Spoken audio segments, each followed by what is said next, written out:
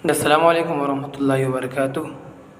आज हमारा वीडियो बनाने का मकसद ये है कि हमारे बहुत सारे भाई, बहुत सारे बहनें, बहुत सारी माएँ और बहुत सारे हमारे बुज़ुर्ग बड़े उम्र वाले, जैसे कि 30 साल, 40 साल, 50 साल, 60 साल, इतने उम्र के हो गए हैं लेकिन उनको ये मसला मालूम नहीं है।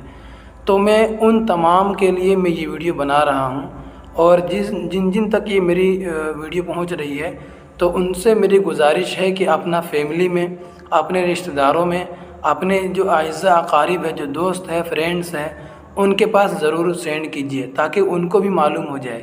क्योंकि ये इस्लाम के अंदर हमारी जो बुनियादी चीज़ है वो सबसे पहली चीज़ है पाकी। बताया गया है कि पाकी आधा ईमान है। तो उसी से रिलेटेड मैं आप लोगों को कुछ बतलाने जा रहा हूँ। वो ये कि हम लोग नहाते तो सब हैं, गुस्ल तो सब करते हैं, लेकिन पता नहीं होता कि इस्लाम का तरीक़ा क्या है नहाने का। तो सबसे पहले मैं ये कह दूं कि जब हमें नहाना हो, जब हमें गुस्ल की हाजत हो, जब हमें ज़रूरत हो, एक होता है नहाना कि हम ऐसे ही नहा लिए, और एक नहाना वो हुआ कि हमें नहाने की ज़रूरत थी, हमारे ऊपर गुस्ल फ़र्ज़ था, हमारे ऊपर गुस्ल वाजिब था, तब हमें जा कर के नहाना है, गुस्ल करना है। तो उसके मुतालिक अगर हमें ऐसे ही नहाना है तो हम नहा लिए तो उससे कोई दिक्कत नहीं है। लेकिन अगर हम नापाक हैं और नापाकी की हालत में हम जैसे तैसे अगर हम नहा लिए तो वो हमारा बदन पाक नहीं होगा। तो उसके लिए सबसे पहले क्या है कि गुस्ल के अंदर 3 फ़राइज़ है। गुस्ल के अंदर 3 फ़राइज़ है। सबसे पहली चीज़ क्या है कि कुल्ली करना। कुल्ली करना बोले तो यूँ करके नहीं, गर्रे के साथ कुल्ली करना।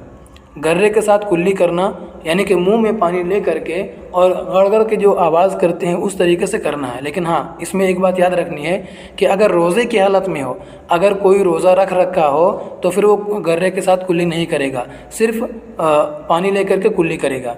दूसरे नंबर पे है कि नाक की जो ये नरम हड्डी है, तो नाक की नरम हड्डी तक पानी पहुंचाना, पानी ले करके हल्के से नाक में चढ़ाना है, फिर उसको हटा देना है। 3 मरतबा इस तरह से करना है। 3 मरतबा कुल्ला भी करना है और 3 मरतबा नाक की नरम हड्डी तक पानी भी पहुंचाना है। और तीसरे नंबर पे है कि पूरे बदन पर पानी बहाना है, इस तरह से कि एक बाल के बराबर भी कहीं पर सूखा ना रहे। अब पानी बहाने का तरीका क्या है कि पहले दाएं तरफ राइट साइड में पहले पानी डालें। ये हमारा जो वीडियो है, ये सामने वाला कैमरा से मैं शूट कर रहा हूँ, तो हो सकता है कि आप लोगों को उल्टा दिख रहा हो, मुझे तो अभी उल्टा दिख रहा है। तो पहले पानी किधर डालना है? दाएँ तरफ डालना है, सीधे हाथ की तरफ डालना है, ठीक है। राइट हाथ की तरफ डालना है पानी, और फिर अच्छे तरीके से पानी बहाना है। फिर हमें जो है बाएं तरफ डालना है, लेफ़्ट साइड की तरफ। फिर हमें सर पे पानी डालना है। डायरेक्ट हमें सर पे पानी नहीं डालना है, क्योंकि डायरेक्टली अगर हम सर पे पानी डालते हैं तो ये हमारा मेडिकल के रिसर्च के हिसाब से ये हमारे जो है हमें नुकसानदेह है। और सबसे पहले ये जो मैंने बतलाया कि कुल्ली करना, नाक की नरम हड्डी तक पानी पहुंचाना, फिर पूरे बदन पर पानी बहाना, ये तीनों के तीनों फ़र्ज़ हैं। लेकिन इन तीनों फ़र्ज़ को अदा करने के लिए हमें इससे पहले जो कुछ ज़रूरी बातें होती हैं हमें वो करना होता है। को गट्टों तक धोना है, दोनों हाथों को हम गट्टे को तक धोएंगे अच्छे तरीके से। फिर हमारे बदन में जहाँ पर भी नजासत लगी हुई होगी, जहाँ पर भी नापाकी होगी, चाहे पेशाब हो, पखाना या और कुछ भी हो, या फिर अगर हमें हमारे बदन पर कुछ ना लगा हुआ हो, फिर भी हमें जो है हमारा जो सामने का जो हिस्सा है, पार्ट है, यानी कि जिसे पेशाब का रास्ता बोलते हैं वो, और उसके आसपास के एरिया को जो क्लीन करना अच्छे तरीके से, और बैक साइड को जो भी अच्छे तरीके से क्लीन करना है, ताकि अगर कोई नापाकी वगैरह लगा हो तो वो साफ़ हो जाए, ठीक है। और साफ़ होने के बाद जो है तब हमें क्या करना है, तब हमें ये फ़राइज़ को अंजाम देना है।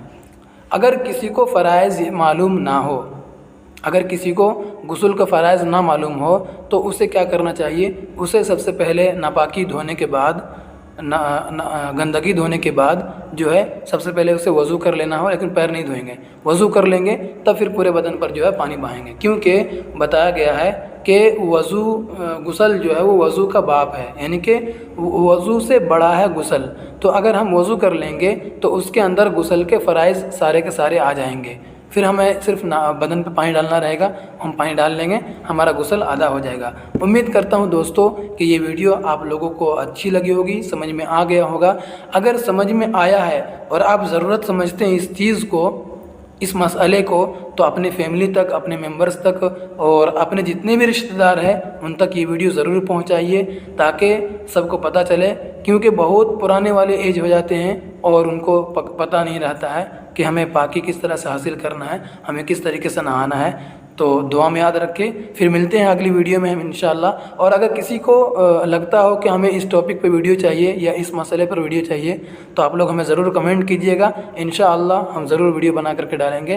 बाकी फिर मिलते हैं। अब एक बात बताने को रह गई थी कि हमारी माँ बहनें जो हैं वो कोई हाथ में चूड़ियाँ पहनते हैं, है ना, तो नहाने के टाइम में उस चूड़ी को आगे पीछे करना ज़रूरी होगा, क्योंकि अगर एक बाल के बराबर भी अगर पूरा बदन में कहीं भी सूखा रह जाएगा तो हमारा गुस्ल नहीं होगा।